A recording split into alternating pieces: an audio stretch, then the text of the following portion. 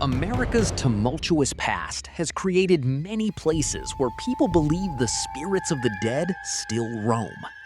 Disasters, fatal accidents, soldiers and civilians killed in war, even victims of infamous murderers. The country's history is filled with tragedy. But the most haunting stories often originate from places where criminals were once imprisoned. In this episode, we explore the terror of one such place, a prison known as the Rock Isle. When the threat of naval attack diminished, the fort gradually transformed into a prison, initially for the Army's own detainees, later a full-fledged military penitentiary. It housed fugitives, rebellious soldiers, and political prisoners. During the Great Depression of the 1930s, America's prison system came under pressure, and Fort Pelican was converted into a federal penitentiary. Due to the bay's ice-cold, fast currents, it was considered an inescapable place. Until its closure in 1963, many deaths occurred among inmates and guards, some from fights, some from escape attempts, and many from natural causes. Since then, visitors and staff have reported numerous paranormal incidents. Floating shadows in the half-light, inexplicable drops in temperature, disembodied voices with no discernible source. Countless such experiences are recounted. What makes this report even more astonishing is that after the prison was converted into a museum, park rangers and staff have also been subjected to similar disturbances. Warden Thomas Ridley's Feast. The first instance comes from the prison's first civilian warden, Thomas Ridley. He lived on the island with his family. He would arrange extra parties for the staff. At one Christmas party in the late 1940s, while mingling with guests, he noticed a stranger. Who is that? I don't recognize him. Such strange clothes. Like an old sailor's uniform? The man wore tattered work clothes and had a thick mustache and beard. Suddenly, the room's temperature plummeted. The nearby stove went out. Ridley's breath turned to vapor. Warden Ridley, taking a step forward. "Excuse me, who are you?" But as he stepped forward, the strange man vanished into thin air. Then, the chilly feeling left the room. Many present witnessed the same event. Park Ranger Mike Dreznick's terrifying night. In the 1970s, a former police officer named Mike Dreznick took a job as a park ranger, but he resigned after only a few weeks. His colleagues considered him cheerful and fun-loving. One night, terrible screams came from D wing of the prison.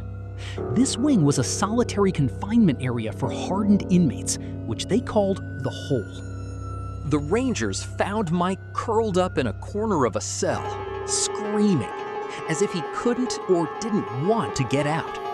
"Stop right there! Help me!"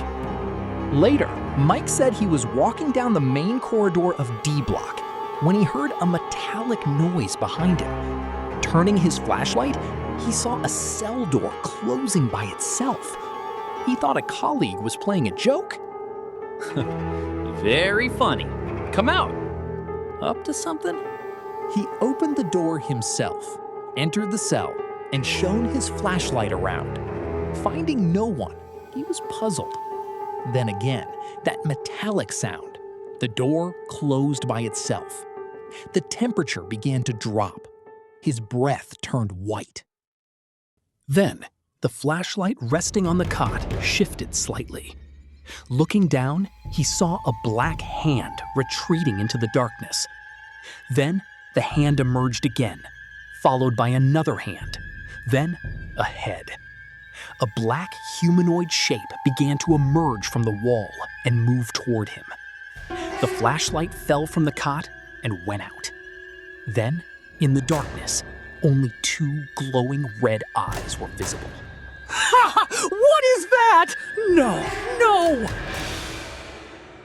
The other rangers arrived with flashlights and found the cell empty, but they found nothing. However, Mike's description matched an old, disembodied entity they called the Isle Specter. There was a special type of cell in D-Wing. It had no windows, only a hole in the floor. Once the heavy metal outer door was closed, the interior was completely dark. In the 1940s, a troublesome inmate was dragged and shoved into cell 14D. For the first few hours, he screamed that he would kill others. Then, his voice changed. Hey! Guard! Get me out!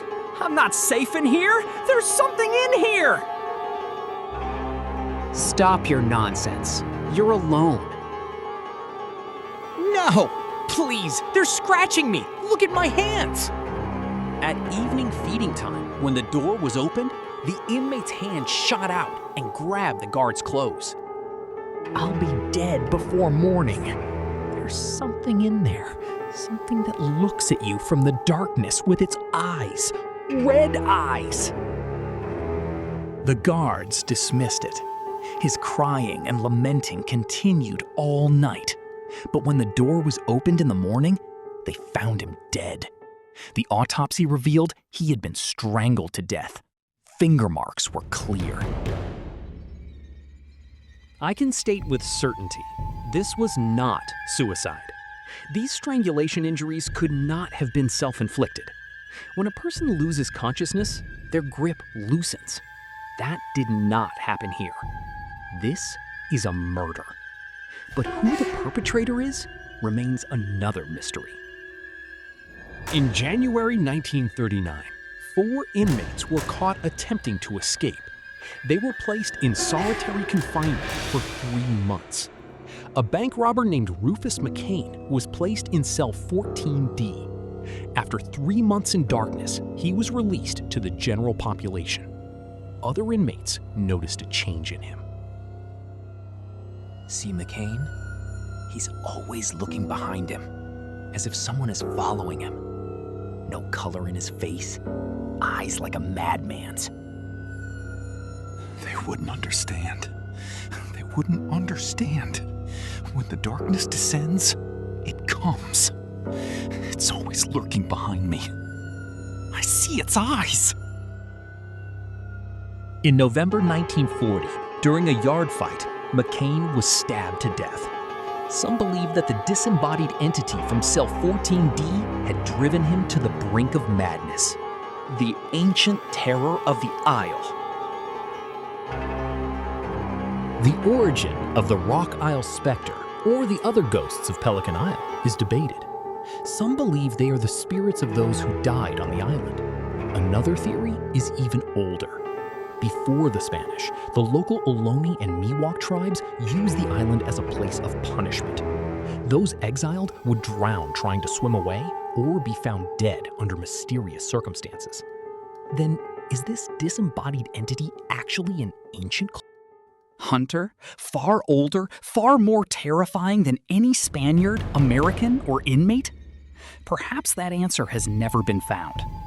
But recently, if the American government implements its plan to reopen a prison on this island, modern CCTV cameras and digital monitoring systems might reveal the truth about the shadow of Pelican Isle. Or they might show some things in the darkness are best left in the darkness forever.